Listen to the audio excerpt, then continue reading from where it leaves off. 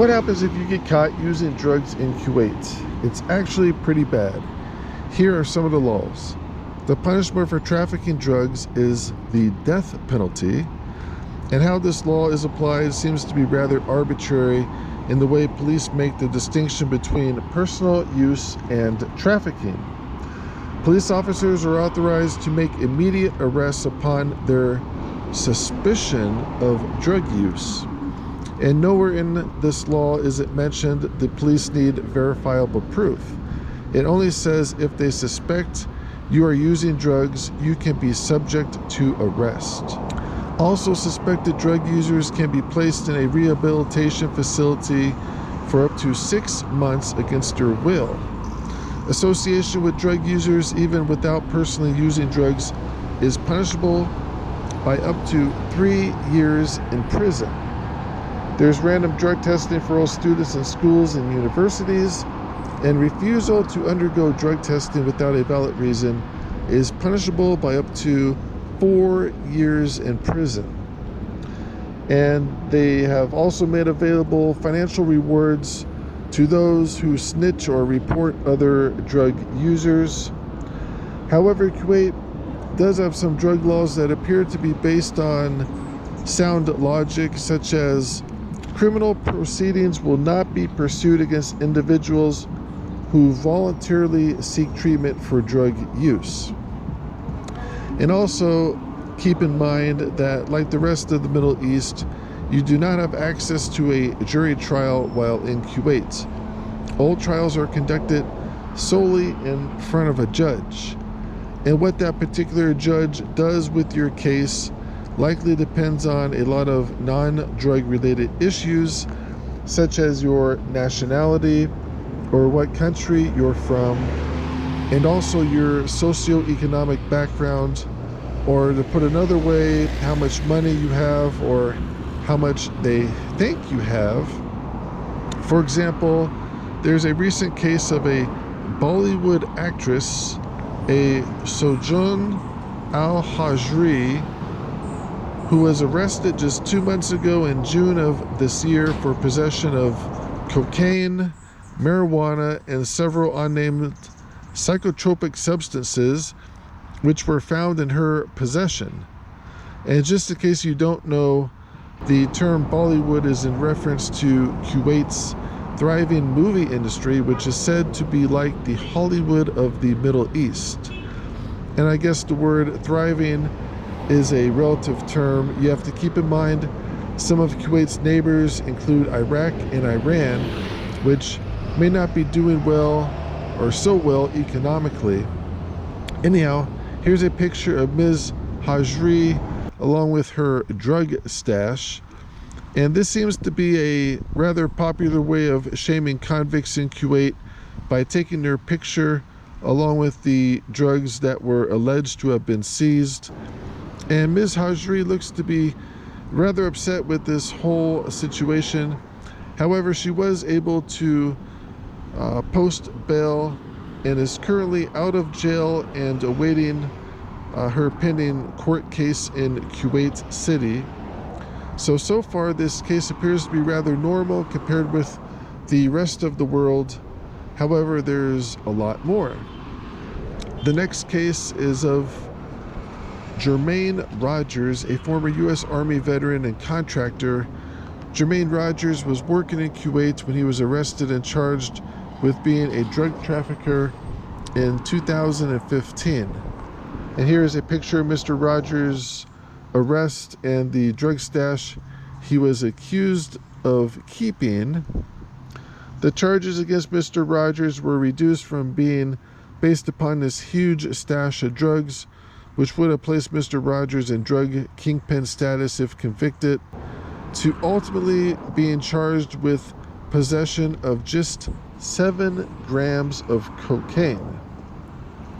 However, this was still a very serious offense, and initially Mr. Rogers received the death sentence, which might place his case in the world record books for a death sentence with the least amount of drugs, which he has continued to maintain aren't even his. And unlike the Bollywood actress, Mr. Rogers was unable to make bail, so he had to sit in prison the entire time his case was being processed.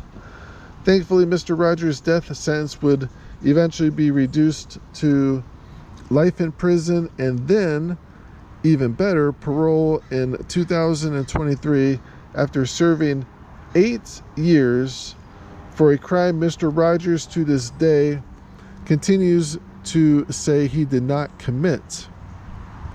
And even if this case were true, which is doubtful as the initial police work was just so sloppy, to go from a massive drug arrest down to such a small amount of drugs leads a rational person to question the integrity of the entire police investigation. But even if the charges were true, how is it possible for mere drug possession? The Kuwaiti justice system seems to be very corrupt and backwards. Not only that, but Mr. Rogers alleges he was tortured while in police custody, stating the following: "When I was arrested, they took me in a room, handcuffed me to a chair, and took a stick and beat my feet and tasered me in the CID office." And CID stands for the Criminal Investigation Office. And not only was he tortured, the living conditions inside the Kuwaiti prison were equally as squalid. Mr. Rogers states he was forced to sleep on the floor, and meal times were complete chaos, with the food being served on large trays, which would be mobbed by the other inmates, with everyone grabbing what they could, and oftentimes the weaker or older inmates were unable to eat. So not only do they beat the prisoners, but they also apparently starve them too. Mr. Rogers had to endure this treatment of being treated less than human for 8 long years. Hopefully, he is able to seek some sort of restitution from the Kuwaiti government for this crime. It's a crime against humanity, for the torture and hardship he had to endure. And then back to the Bollywood actress, Ms. Hajri, who is also facing drug charges, and she was caught with just a salad bowl of drugs, including cocaine, marijuana, and several other unnamed psychotropic substances. So they caught her with all that junk. And you know, this case is probably real based upon the simple fact that she is currently out of jail. Ms. Bollywood will probably remain out of jail because she has the ability to pay people off. Kuwait's legal system is known to be rather corrupt. In Mr. Rogers' case, it was suggested that he pay off a judge for $300,000 to have his case dropped. How much the judge will ask for in Ms. Bollywood's case is not known, and it's said that she has not made any statements regarding her arrest, and that alone sounds rather suspicious. I mean, you're either innocent or guilty, and Mr. Rogers has maintained his innocence the entire time he was in prison. Meanwhile, here you have one of the higher up Kuwaiti citizens being caught with a large amount of drugs, and she's just as quiet as can be. And that probably means there's a lot of backdoor arrangements being made to keep Ms. Bollywood out of jail. Application of the law in Kuwait appears to be very selective, and only the poor migrants or other foreigners seem to be subjected to the full extent of the law. However, they would really be doing Ms. Bollywood a favor by mandating some sort of drug treatment program. Of course, assuming the allegations are true and this isn't another drug framing conspiracy. As there is nothing mild about cocaine use.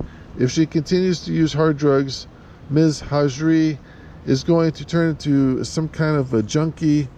And what in the world was she thinking of using cocaine in a country where that by itself could trigger the death penalty?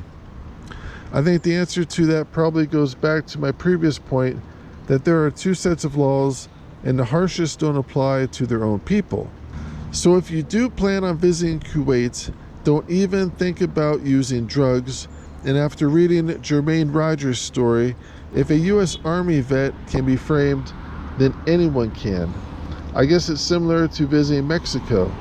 Just be prepared for almost anything, but certainly don't give the police a reason to suspect you of drug use, as it apparently doesn't take much to wind up in a Kuwaiti jail.